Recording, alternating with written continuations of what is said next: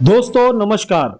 आप सभी का सनातनी अंकल यूट्यूब चैनल में स्वागत है। दोस्तों आप लोगों ने दोगला शब्द का नाम तो सुना ही होगा और इस शब्द की परिभाषा क्या है ये आपको भली भांति पता भी होगी।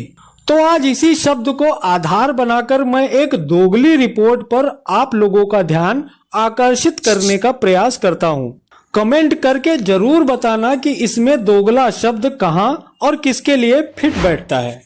दोस्तों वीडियो में आगे बढ़ने से पहले अगर आपने हमारा चैनल सब्सक्राइब नहीं किया है तो प्लीज सब्सक्राइब कर लीजिए। तो खबर यह है कि कई महीने इंतजार करने के बाद आखिरकार कांग्रेस महामहिम श्रीमान राहुल गांधी को भी किसी पीड़ित परिवार के घर जाने का मौका मिल ही गया। इससे पहले श्रीमान 5 जुलाई 2024 में हाथरस विजिट किए थे और अब आप रायबरेली में एक पीड़ित परिवार का हाल लेने पहुंचे हैं।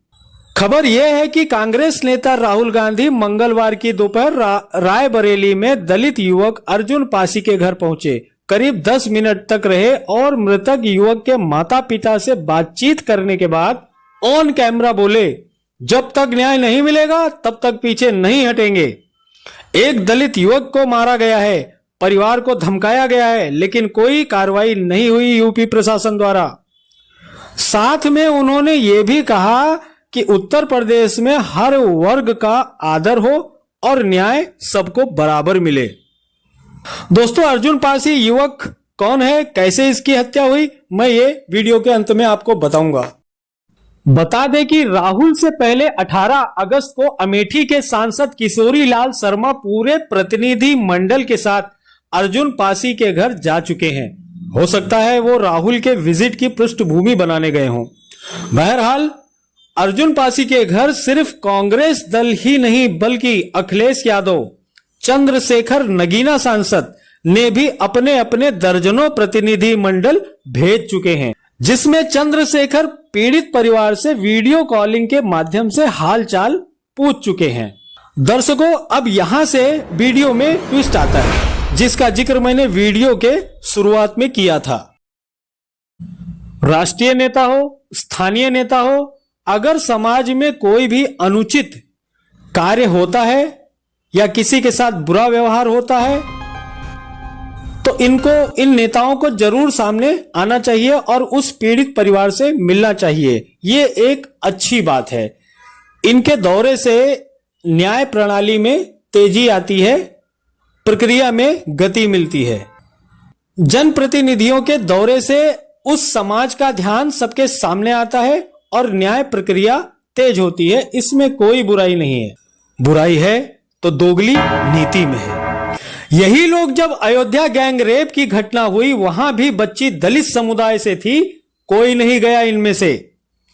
यही लोग जब बरेली में एक दलित को खुले आम घर में घुसकर जाति सूचक शब्दों से अपमानित किया जाता है, प्रताड़ित किया जाता है, उसके घर को नेस्तनाबूद करने की, बांग्लादेश बनाने की धमकी दी जाती है, तब तवज्जो ये लोग नहीं देते, कोई प्रतिक्रिया नहीं करते। जबकि तीनों मामले में पीड़ित दलित समुदाय से ही आते हैं। बस फर्क है तो आरोपी का, आरोपी के मजहब का, उसके धर्म का, उसके जाति का। जी हां दोस्तों, सारा खेल जाति और मजहब का है। अगर आरोपी हिंदू हो तो दलित दलित शुरू हो जाता है, भले ही आरोपी भी दलित ही क्यों ना हो। जैसे रायबरेली में पीड़ित और गुनहगार दोनों पिछड़ी जाति से हैं, लेकिन पीड़ित की जात बताई जा रही है जबकि गुनहगार की जात को साइलेंट मोड पे रख दिया जाता है ताकि वो सिर्फ हिंदू कहा जाए।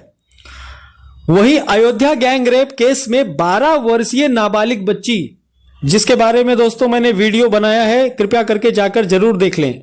वो बच्ची भी दलित समाज से ही आती है, लेकिन उसकी जात सामने नहीं आ पाती क्योंकि आरोपी हिंदू नहीं है बल्कि सपा का बाहुबली नेता मोहित खान है। आज भी वह पीड़ित परिवार डर के साए में जीने को मजबूर है। धमकियों का दौर वहां की फिजाओं में भी है, तभी यूपी प्रशासन को पीड़ित परिवारों की सुरक्षा के लिए पुलिस बल तैनात करना पड़ रहा है। वहीं बरेली की घटना, जिसका मुख्य आरोपी भी एक विशेष समुदाय का है, बीएसपी का नेता आबिद अली और पीड़ित परिवार वाल्मीकि समाज का है, जो दलित की श्रेणी में ही आते हैं।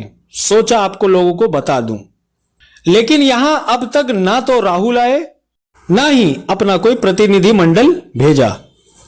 बरेली में चंद्रशेखर रावण भी नहीं आए, जो कहते थे कि देश का हर दलित उनका भाई है, उसको कोई तकलीफ देगा तो उसे हम छोड़ेंगे नहीं। लेकिन अयोध्या और बरेली पर चंद्रशेखर जी अपनी ही बात को भूल जाते हैं। आज ये दोनों परिवार सिर्फ उनके लिए हिंदू हैं, दलित नहीं हैं। बात करें अखिलेश यादव की, शिवपाल यादव की, जो रायबरेली की घटना पर आंसू बहाते नहीं थम रहे। इन लोगों के अयोध्या और बरेली की घटनाओं पर बयान सुनोगे ना, तो अगर आप थोड़े से भी इंसान होंगे तो आपके कानों से खून निकलना तो तय है। अयोध्या के नाबालिग रेप कांड पर पीड़ित और पीड़ित परिवारों के जख्मों पर मलहम तो दूर, पूरा इंडी गठबंधन खासकर अखिलेश यादव जी एंड सपा कंपनी के ऐसे बेतुके बयान आ रहे हैं जैसे मोहित खान एक बेचारा मासूम आदमी है। नार्को टेस्ट, डीएनए टेस्ट की मांग कर रहे हैं। पीड़ित नाबालिग बच्ची जैसे झूठ बोल रही हो। पीड़ित परिवार को न्याय दिलाने की बजाय पूरा इंडी गठबंधन आरोपी को बचाने का भरसक प्रयास करता दिखाई दे रहा है। कहा जा रहा है कि किसी गुनहगार को सजा नहीं मिलनी चाहिए। अखिलेश जी हो, शिवपाल जी हो, यहां तक काफी दबाव देने पर तथाकथित दलित नेता चंद्रशेखर रावण जी के मुंह से भी यही निकला कि बेगुनाह को सजा नहीं मिलनी चाहिए। गुनाह बेगुनाह का फैसला संवैधानिक प्रक्रिया से ही होगा। क्या आप लोगों को संवैधानिक और उसके संवैधानिक संस्थानों पर यकीन नहीं रहा, जो आप पहले से ही कह रहे हैं कि किसी बेगुनाह को सजा न मिले? डिंपल यादव जी महिला हैं, कम से कम उनको तो थोड़ी सहानुभूति उन परिवारों पर दिखाना चाहिए, क्योंकि दोनों तरफ पीड़ित महिला ही है। लेकिन आप लोगों ने ऐसा नहीं किया। पीड़ितों के घर जाकर उनका दर्द बांटना तो बड़े दूर की बात है। इसी को कहते हैं दोगली चाल और मजहबी तुष्टीकरण वाली राजनीति। अब मैं आपको रायबरेली केस के बारे में बताता हूं। बात 11 अगस्त शाम 8 बजे आरोपी नवीन सिंह अपने कुछ दोस्तों के साथ अर्जुन के घर जाकर कहता है कि तुम्हें ब्लॉक प्रमुख प्रतिनिधि विशाल सिंह बुला रहे हैं। अर्जुन ने जाने से मना कर दिया।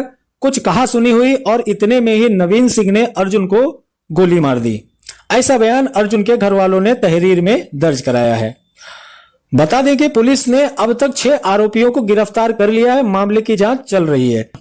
पुलिस पूछताछ में नवीन सिंह ने बताया कि अर्जुन ने नागपंचमी के मेले में अपने साथियों के साथ मिलकर उसे 4-5 थप्पड़ मार दिए थे, जो उसके जहन में गूंज रहा था, जिसके चलते उसने अर्जुन को गोली मार दी।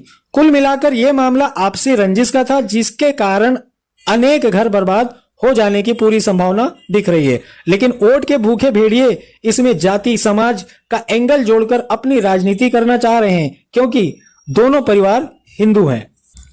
मीडिया रिपोर्ट की माने तो इस मामले पर भीम आर्मी के नेताओं ने खूब राजनीति की, पीड़ितों को न्याय दिलाने के नाम पर, जबकि पुलिस प्रशासन इनसे पहले ही अपना काम कर चुका था। लेकिन अयोध्या में दलित बच्ची के लिए कोई भीम आर्मी नहीं पहुंची, ना ही उस पर एक बयान देने की किसी ने हिम्मत की। बहरहाल ये सभी मामले यूपी पुलिस के संज्ञान में है। त्वरित कार्रवाई, निष्पक्ष जांच के लिए पहचानी जाने वाली हमारी यूपी पुलिस अपना काम बखूबी संवैधानिक दायरे में रहकर कर रही है। गुनहगार कोई भी हो, किसी भी मत संप्रदाय का हो, न्याय होगा, क्योंकि बुलडोजर में बड़ा जोर बा। आप लोगों की क्या राय है, कमेंट करके जरूर बताएं। वीडियो को शेयर करें।